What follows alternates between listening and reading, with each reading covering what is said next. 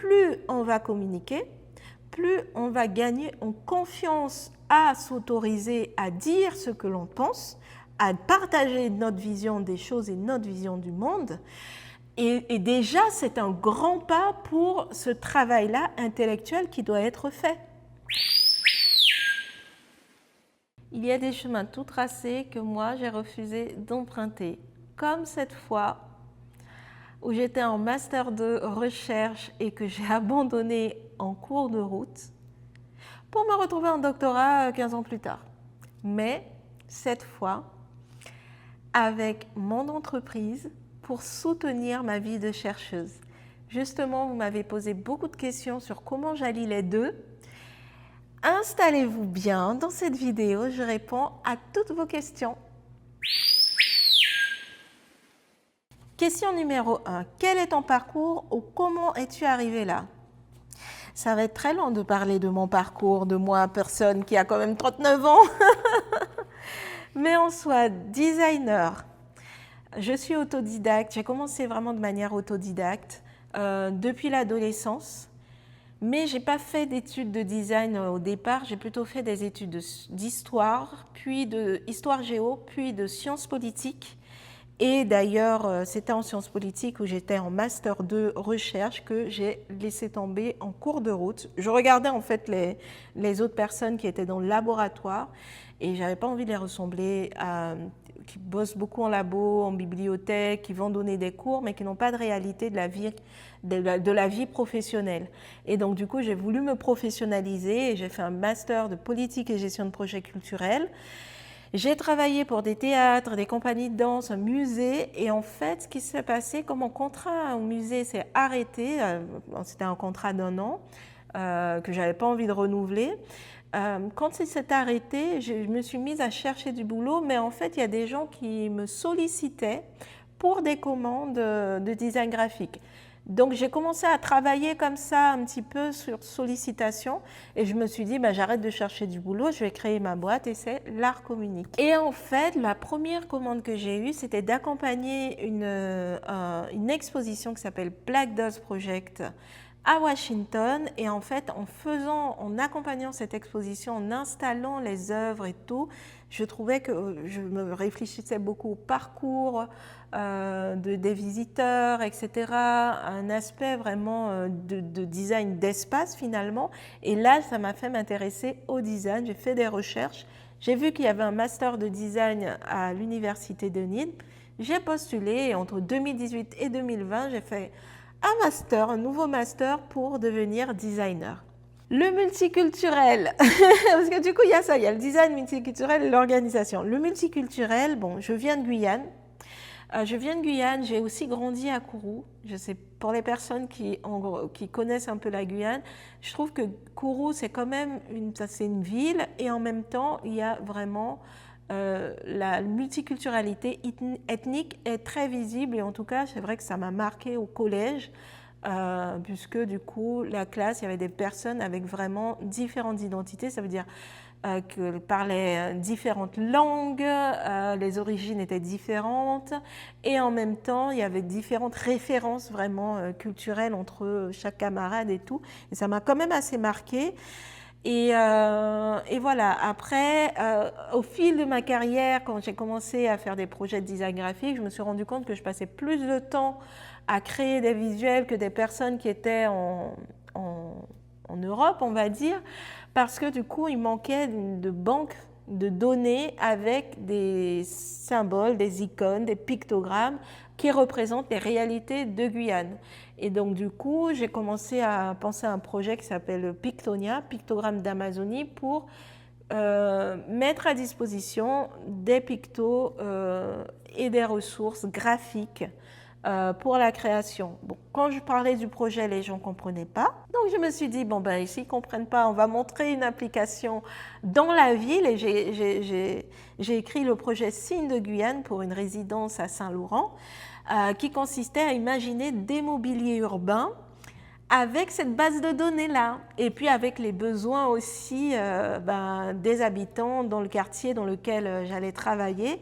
Et là, c'était super parce que ça a permis d'imaginer des mobiliers urbains qui reprennent des motifs, de reprendre des symboles comme la calebasse et tout, et de repenser le symbole du tambour aussi. Et là, ça amène finalement au projet du doctorat qui est intitulé « La place de la multiculturalité dans les espaces publics » du coup. Et enfin, l'organisation, j'ai compris quand j'ai fait le master de design entre 2018 et 2020. En 2020, lorsque quand j'ai écrit le mémoire, j'ai compris que je voulais faire de la recherche, que je voulais revenir à ce premier projet-là de départ, mais à ma sauce avec ma boîte, etc. Et que faire les deux, ça allait être compliqué. Et donc, je me suis intéressée à l'organisation centrée humain pour pouvoir m'aider dans cette aventure entrepreneuriale et de recherche. Parce que du coup, il fallait que j'évite de perdre mon temps. Il fallait vraiment que je me tourne vers l'essentiel, que je fasse des choses, que je sache aussi monter des projets à long terme, etc. D'où le besoin de m'outiller en organisation. Et là, c'est la philosophie du Human Centered Organizing que je vous invite à regarder la vidéo qui en parle sur cette chaîne. Question numéro 2.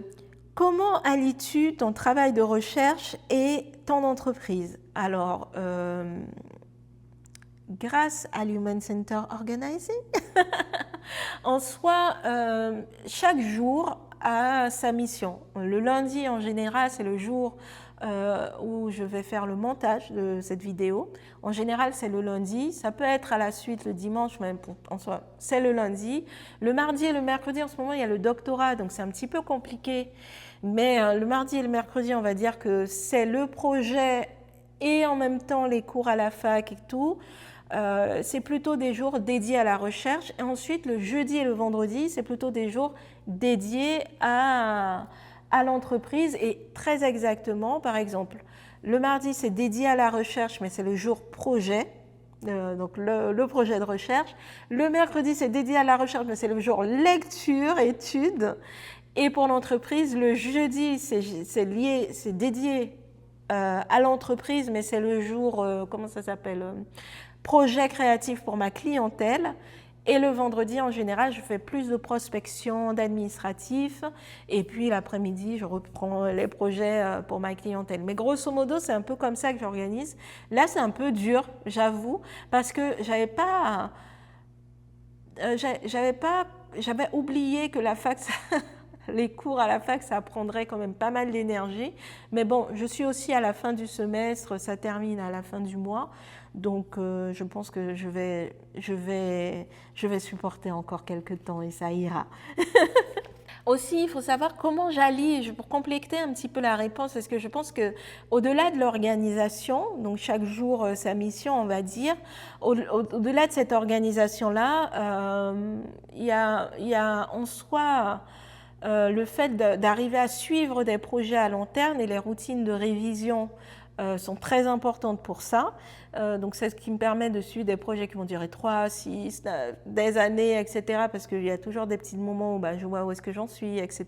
Je délègue et tout, machin. Donc, il y a cette un peu de dimension-là organisationnelle, mais il y a aussi au niveau de la structure. Et en fait, là, cette année, par rapport aux années précédentes, j'ai vraiment fait un forcing pour monter un dossier crédit impôt recherche pour prendre en compte les charges, les dépenses de l'an dernier, de 2025, donc le crédit impôt recherche pour le résultat 2025, pour prendre en compte en fait toutes les heures de travail, les dépenses faites pour la recherche, parce que quand même c'est un dispositif que l'État a mis en place, donc ça fait qu'en Guyane, c'est 50% des dépenses de la recherche peuvent être remboursées, il me semble, ouais c'est ça.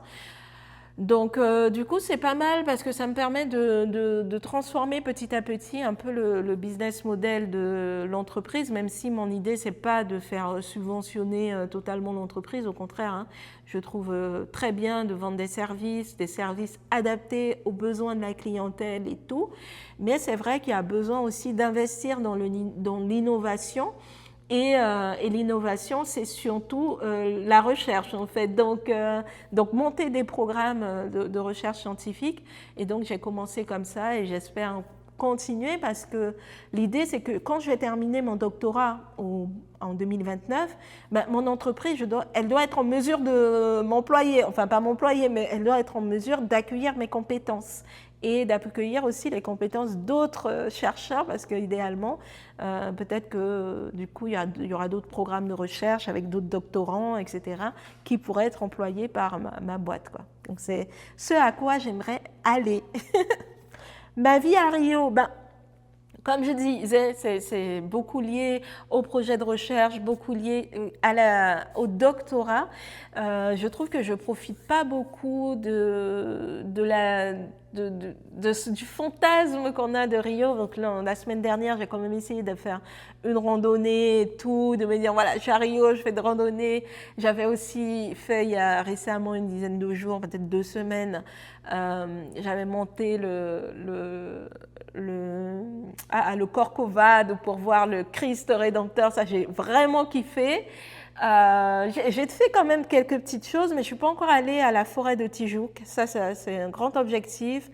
Il paraît qu'il y a des baleines en cette période-là. Je n'ai pas encore vu de baleines. Je veux bien voir des baleines. Donc, pas faire une expédition pour faire de baleines, mais même si je pouvais voir au loin des baleines, j'aimerais bien. Donc voilà, je trouve que je ne profite pas beaucoup parce que je bosse énormément. Ça me frustre un peu, mais peut-être que les semestres, les années prochaines et les semestres prochains, je pourrais mieux profiter de cette vie-là carioca. Update sur les types d'organisation compatibles avec l'HCO. Ben là, franchement, on est au premier semestre 2026. Le meilleur, c'est peut-être pas une update, désolée, mais le meilleur conseil que je peux dire, c'est de rappeler qu'on est donc à la fin du premier semestre et que c'est le moment idéal pour faire sa révision semestrielle. Je mets le lien là vers le template Notion qui permet de faire sa révision semestrielle. Donc il y a la révision semestrielle, il y a aussi la révision trimestrielle. Et donc c'est vraiment l'idéal pour suivre ses projets, voir où on en est, suivre. Semestriel, je dirais que c'est déjà suivre un petit peu les grands objectifs de l'année. Voilà, où on en est, est-ce qu'on arrive, est-ce qu'on est vraiment sur l'atteinte de cet objectif. Et puis, trimestriel, c'est là où on va pouvoir un peu suivre l'avancée des projets, etc., etc. Mais vraiment, je vous conseille, allez faire votre révision parce que ça... Là, à la limite, on aura moins envie de s'outiller de nouveaux tips qu'on écoutera et qu'on ne mettra pas nécessairement en place, mais de faire en sorte que ces projets avancent et finalement c'est ça qui compte le plus plutôt que se donner de nouveaux conseils d'organisation et puis finalement on termine dans le même caca au bout de 6 mois, quoi. Comment tu vois le design multiculturel dans une Guyane qui en a grandement besoin? Alors, bon, déjà le design. Donc déjà, il y a le design et ensuite il y a le contexte multiculturel. Donc le design, c'est un champ disciplinaire. Il va y avoir du design de communication, il y a du design de ressources humaines, il y a du design comment on appelle ça aussi, du design d'espace, du design, il y a plein de designs là. Il y a vraiment plein de designs. La plupart des personnes ne savent pas l'étendue du design, donc il y a ça. Et puis il y a le contexte multiculturel. Donc qui va parler de contexte multiculturel? Ça veut dire qu'il y aura une diversité ethnique, une diversité de cultes une diversité de manières de voir le monde, une diversité de langues, une diversité même d'objets, etc., etc. Et donc, qu'est-ce qu'on fait finalement de toute cette diversité et comment on arrive à penser le monde, les espaces, etc., avec cette diversité. Et pas cette diversité juste pour la mettre là jolie et tout, faire des décors et tout. Non, cette diversité pour comprendre comment on peut concevoir pour ce contexte et en même temps avec ce contexte. Donc comment je vois la Guyane, le design, ce design-là qui s'intéresse à ce contexte, s'intéresse sincèrement à ce contexte, dans une Guyane qui en a grandement besoin, oui je rejoins aussi, hein, c'est vrai qu'il y a besoin, mais pas que la Guyane, je veux dire, il y a tout un tas de territoires qui sont profondément multiculturels et il y a besoin de s'adresser. Mais je pense que, comment je le vois, à la fois, je vois que ça doit être aussi un effort des élus, des personnes qui vont monter des projets et qui vont aussi monter des appels d'offres pour qu'ils pensent à travailler avec des designers. Ça, c'est quelque chose qui est absolument indispensable. Il n'y a pas assez d'appels d'offres, de marché pour les designers en Guyane. Et là, j'en ai marre un petit peu parce que du coup, on galère parfois alors que ça pourrait être bien plus simple. Ensuite, il y a vraiment de se dire que la multiculturalité, c'est pas juste la montrer, c'est créer avec elle. Et comprendre un petit peu, et c'est pour ça que je fais ce doctorat, que derrière un symbole, c'est pas juste le symbole super, il est intéressant, il est joli, il décore, c'est que derrière un symbole, il y a des savoirs. Quels sont ces savoirs ? Derrière une langue, il y a des manières d'aborder le monde. Quelles sont ces manières d'aborder le monde?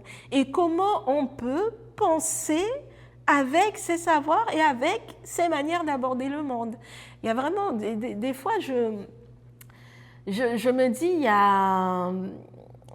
on a vraiment besoin de sentir un petit peu des modèles dans lesquels on vit, de révolutionner un petit peu vraiment la manière dans laquelle on évolue. Je sais que ça demanderait de faire de très gros efforts parce que les gens vont considérer « oui, mais attends, ça fait beaucoup trop, on ne peut pas prendre toute la pensée de toutes les personnes et puis ça fera beaucoup trop de travail ». Mais je pense que c'est un effort à faire. Que si tout le monde le fait à toutes les échelles, parce que du coup, ce n'est pas que la responsabilité des designers, il y a d'autres aussi, d'autres personnes, d'autres acteurs, d'autres métiers qui sont impliqués, mais en tout cas, vraiment d'arrêter de se dire oui, c'est comme ça, et puis bon, allez, on passe à autre chose parce que c'est comme ça et on ne sait pas comment gérer ça. Ça apporte de la complexité, mais c'est important de faire un petit peu avec cette complexité et ne pas l'ignorer. Et puis, je pense aussi qu'on a, alors pour la Guyane, je pense aussi qu'on a vraiment besoin d'une élite intellectuelle parce que, alors, on a une élite intellectuelle, mais on ne la voit pas beaucoup, on ne s'exprime pas beaucoup, et on est encore, par exemple, il y a Elise Stephenson, Christiane Taubira, etc. Donc c'est super, moi j'adore. Mais dans la génération, là, notre génération, il y a Noliwe Delanan, du coup, qui a publié récemment. Je suis hyper contente, même si elle publie depuis le Canada, etc. Moi, je trouve ça génial.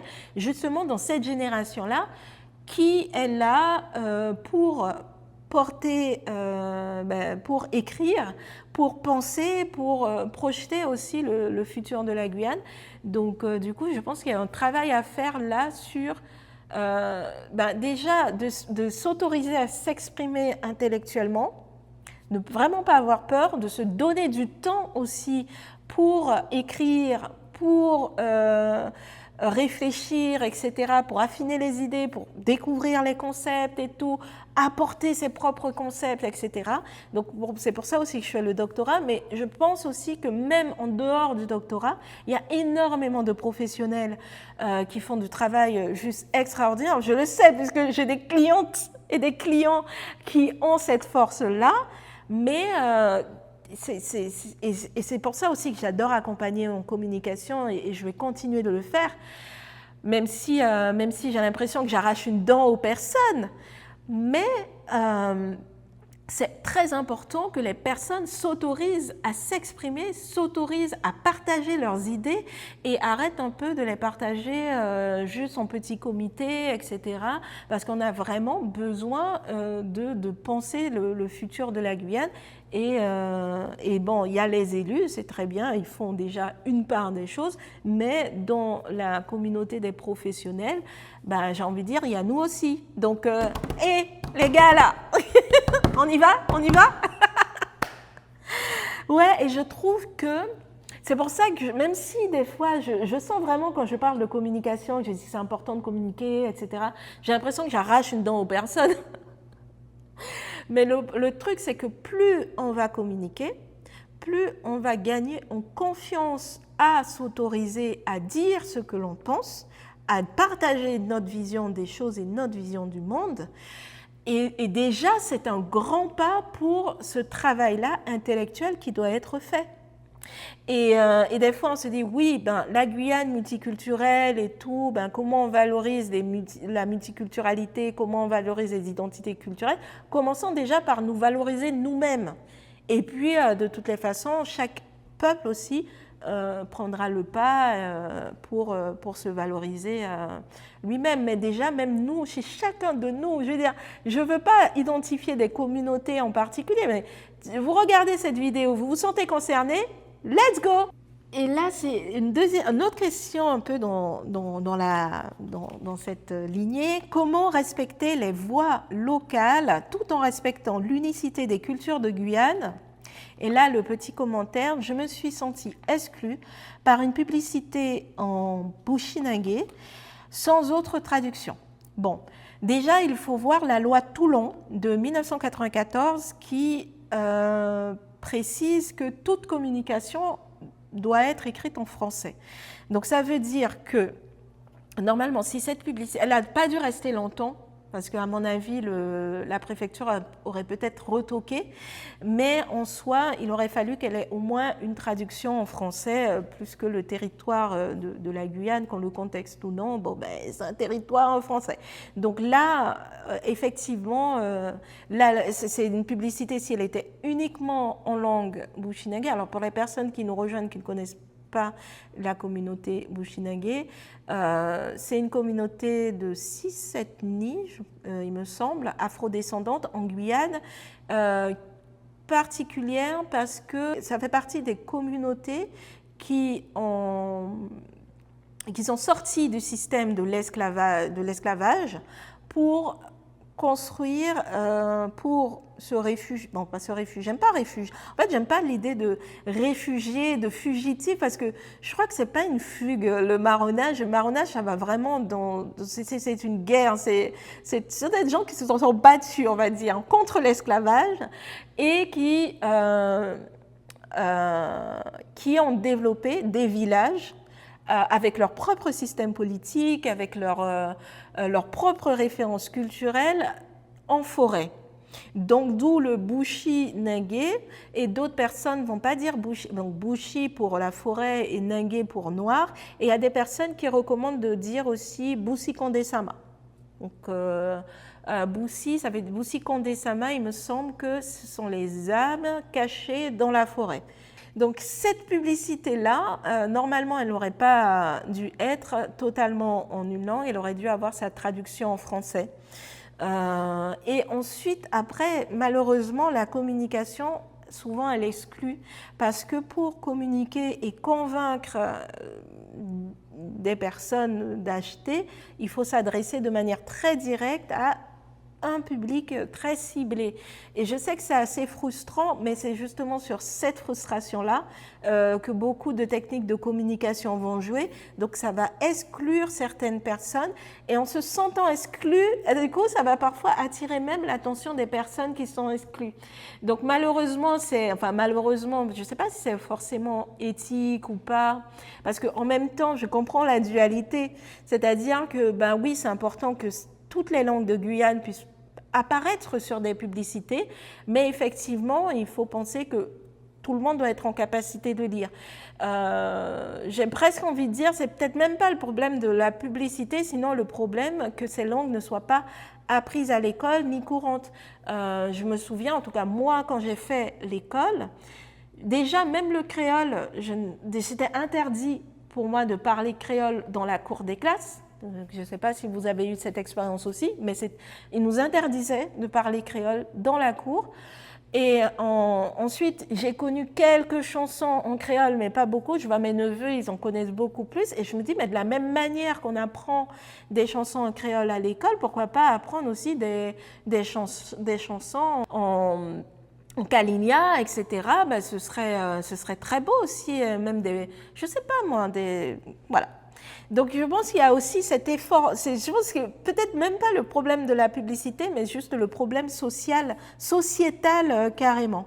Après, il faut accepter que l'unicité, c'est une notion qui est quand même fragile, fragile peut-être parfois même dangereuse, parce que l'unicité des cultures, ben, non, si c'est des cultures, c'est qu'elles ne sont pas uniques. C'est-à-dire comment on fait société avec cette multiculturalité-là. Je pense qu'il faut accepter qu'on va être dans des moments de tension, dans des moments qui ne vont pas être forcément agréables, parce que parfois il faudra laisser l'espace à d'autres, mais il faut laisser l'espace à d'autres. Je veux dire, c'est tout à fait normal que telle communauté parfois gagne les élections plutôt que telle autre. C'est tout à fait normal qu'il y ait des radios, par exemple, qui qu'il y ait des programmes en langue Boussy Sama ou en langue haïtienne ou en langue Kalinia. Ce sont des espaces d'expression qui sont très importantes et du coup ça fait que les gens vont allumer la radio, ils ne vont pas se sentir concernés. Peut-être que ce sera désagréable, mais je pense que c'est plus sain pour la société d'avoir ces moments de frustration que de ne pas en avoir. Donc je pense qu'il faut un peu arrêter d'imaginer que la société, elle doit être une unité uniforme quand elle ne l'est pas. Et c'est vrai que ça va donner plus de travail du coup aux élus parce qu'on a besoin de fédérer pour pouvoir avoir le plus de voix, etc. Mais tout n'est pas ça non plus dans le discours visant à unifier et à lisser en fait les aspérités de la société. Voilà. Je sais pas si ça répond bien à la question. C'est peut-être aussi controversé. On peut penser complètement différent de mon point de vue. Vraiment, il n'y a pas de problème. Je ne le prendrai pas personnellement. Comment vérifier qu'on ne fait pas du dominant emballé de folklore, mais vraiment du design en contexte multiculturel? Waouh! J'adore toutes ces questions. En fait, déjà, il faut tout reconnaître, je pense, en tant que designer, parce qu'on a parlé de design en contexte multiculturel. Donc, on va prendre le cas des designers. On est toujours un peu sur cette pente glissante, parce que déjà, pour devenir designer, il y a quand même 5 ans d'études, pour devenir designer. On sent un peu ne pas faire les 5 ans d'études et avoir une approche en design. Mais c'est vrai que du coup, ça demande une certaine approche, de certaines compétences, etc. Donc, je pense que déjà, en tant que designer, on va avoir ce biais-là d'arriver dans un contexte de travail, sur un projet, et avoir ce biais de venir un petit peu en sachant et en se disant, moi je suis designer, donc je sais que la conception, elle doit être comme ci ou comme ça, etc. Bon, il y a ce recul-là à prendre déjà de notre position de designer, de nos positions de personnes qui ont fait des études, même la position de scientifique, etc., pour se dire, on ne sait pas tout.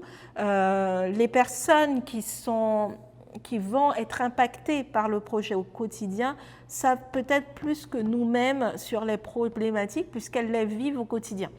Donc, je pense qu'il y a ce truc-là, un petit peu avoir un peu de recul et de se dire, voilà, quand moi je suis designer, je suis pas une designer neutre. Je suis créole, j'ai grandi d'abord à Cayenne, ensuite à Kourou, j'ai grandi aussi dans une sorte de confort, j'ai fait plusieurs études, donc je viens avec tous mes biais là, sociaux, etc., tout mon bagage, c'est avec ça que je travaille. Donc ça peut me donner une richesse et une force, mais ça peut aussi me freiner dans ma manière d'aborder les choses. Donc c'est ça, je pense, c'est ce petit recul-là qu'il faut avoir un petit peu l'honnêteté de reconnaître. Et puis, j'aime beaucoup travailler avec l'anthropologie parce que l'anthropologie va permettre de savoir mener des entretiens, d'avoir des focus group. Je me souviens pour le projet Signes de Guyane, j'ai fait un focus group. Je n'étais pas du tout à l'aise parce que la communauté parlait essentiellement en créole. Pour parler avec elle de manière fluide, il valait mieux que je parle en créole. Et je ne suis pas très à l'aise pour les gens qui me connaissent. Parler pendant plusieurs heures en créole, je n'étais pas très à l'aise. C'était pas très confortable, mais c'est pas grave. J'ai pris mes notes et tout. De créole haïtien en plus, j'ai écrit toutes mes questions en créole haïtien, etc. Bon, la plupart parlaient un petit peu, enfin comprenaient le français, mais pour le focus group, j'ai trouvé le focus group, c'est une méthode d'entretien à plusieurs personnes. Donc, comme un cercle de parole, j'ai trouvé plus simple d'arriver, même si mon créole était bancal, et que ça me forçait, ça me contraignait, mais j'ai trouvé plus simple de faire comme ça quand même, parce que du coup, ça a permis, je pense, d'avoir une conversation ouverte et tout, surtout la fin, à la fin de l'entretien, les gens se sont vraiment lâchés, ont vraiment partagé des choses de cœur et tout. Mais si j'étais arrivée avec tout un petit peu mon français, peut-être que ça n'aurait pas été... voilà, peut-être pas en fait, je ne sais pas. Mais en tout cas, là, j'ai fait le focus group et je trouve que les méthodes, de manière générale en anthropologie, les méthodes d'enquête anthropologique permettent d'apprendre à avoir un regard et une écoute. Donc ça, c'est déjà une piste. Et puis, je pense aussi transmettre. Parce que des fois, je me dis, OK, je viens là, je fais mes projets, je trouve que c'est important de représenter la diversité et tout, ce contexte multiculturel, etc. Mais en soi, je me dis, pourquoi pas écrire les méthodes et puis laisser aussi les personnes s'approprier ces méthodes de conception. Donc moi, je pense beaucoup à la transmission en ce moment. Je me dis, je ne suis pas obligée de tout concevoir, je peux dire, éventuellement, moi, je conçois comme ça, voici comment je fais, et puis comme ça, les personnes, après, elles s'approprient aussi, et puis elles conçoivent ce dont elles ont besoin, comment elles ont besoin, etc. Je pense aussi qu'il y a une autre chose qui est importante à faire, c'est de sortir de la hiérarchisation. Parce qu'on hiérarchise beaucoup. Quand j'avais commencé le projet, j'avais commencé autour de pictogrammes. Il y a des personnes qui disent mais c'est quoi le pictogramme, ça n'a pas d'intérêt et tout. Mais moi, j'ai pas ce regard-là. J'ai pas ce truc de dire le design graphique c'est moins prestigieux que de l'art ou l'art c'est plus prestigieux que je ne sais pas quoi. Non, c'est pas mon intérêt. Je peux comprendre qu'il y a des gens qui vivent dans ces rapports-là. Mais en soi, il n'y a pas de petit art, il n'y a pas de... voilà, il n'y a pas de truc qui est mieux que l'autre, etc. Et j'aime pas du tout. Du coup, il y a le milieu artistique. Et quand les gens me disent « Ah, tu es une artiste », je n'aime pas du tout parce que c'est vrai que le milieu artistique, il fait beaucoup de hiérarchisation et malheureusement, je trouve que ça fait plus de tort au final que ça ne permet d'imaginer des futurs.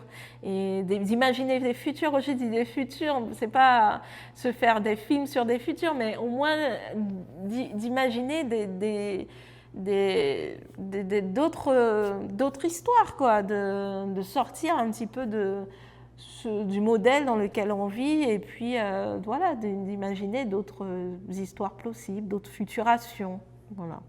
Je ne sais pas si c'était très clair, mais quand aurons-nous une belle communauté de designers et d'innovateurs sociaux? Bon, on a une belle communauté, mais après, c'est maintenant, il faut fédérer les personnes. C'est-à-dire que je pense que chacun un peu travaille de son côté. Maintenant, il faut pouvoir faire des fédérations. Et je pense que les personnes qui sont en capacité de faire ces fédérations-là, qu'elles y aillent. Parce qu'il y a un truc que je me souviens quand j'avais travaillé pour la CROAG, donc c'est le conseil régional de l'Ordre des architectes en Guyane.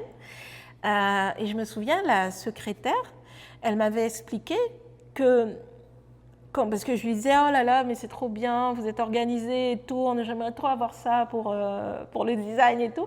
Elle me disait, non mais là, vous êtes en train de monter votre activité. Donc c'est tout à fait normal que vous concentriez sur le développement de l'activité et quand vous aurez consolidé votre activité, ne vous inquiétez pas que vous allez pouvoir faire le même modèle pour les designers. Et mon Dieu, mais cette dame, merci quoi, merci, elle a trop raison. Donc ceux qui sont en capacité de fédérer, bah, qu'ils le fassent. Et si on n'a pas cette capacité-là tout de suite, c'est pas grave. Il y a d'autres fédérations. Il y a Only One Design en Martinique. Il y a l'Alliance France Design. Donc il n'y a pas que des designers sociaux, mais il y en a déjà dedans. Il y a d'autres fédérations en fait. Donc appuyons-nous sur des fédérations qui existent pour consolider cette communauté et puis n'ayant pas peur de soit commencer petit avec des petits événements et puis petit à petit peut-être fonder une association, etc. Mais en tout cas, il y aura un don de soi à faire à un moment donné. Tranquillement, avec du temps, ça viendra. Et puis, si quelqu'un est prêt à le faire, allez-y. Mais surtout, je pense qu'il faut sortir un petit peu de l'enfermement territorial, de se dire on fait que pour la Guyane et tout, la Guyane. Il y a des fédérations ailleurs, il y a même des fédérations aussi au Brésil. Donc, créons des ponts nous-mêmes. Voilà. Je pense que c'est important là. Donc, et en plus, je suis à Rio et je peux en parler. Il y a des initiatives qui sont faites aussi ici. Donc vraiment, créons, tissons les ponts et sortons un petit peu de notre guyanité pour vraiment, pour vraiment répondre aux enjeux de la reconnaissance du design globalement. J'espère que cette vidéo vous a plu. Mettez un like, abonnez-vous et on se retrouve bientôt.